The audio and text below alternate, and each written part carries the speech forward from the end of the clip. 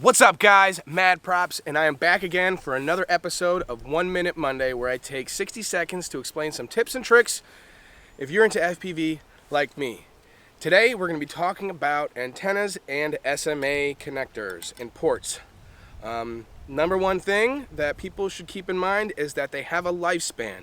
They have a rating for how many times you can screw this sucker on, and that rating is about 400 connections.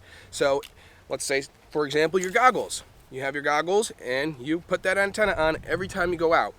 Well, after about 400 times of threading that antenna on, the pin will probably wear out, and you will most likely not have as good as reception as you could possibly have. So keep that in mind. One thing you can do to avoid wearing out the SMA port on your VRX, your video receiver module, is just putting a 45-degree bend in there. Now, they say 45-degree bends are not good for the signal. They can reduce the reception, but I haven't had any issues, and I'd rather have slightly worse reception than destroy or wear out the port on my video receiver.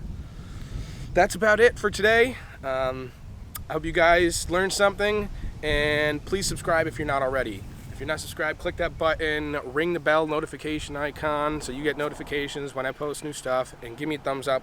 Also, leave me some comments too. That's it, guys. Until next time, happy flying, and check out some more of my videos.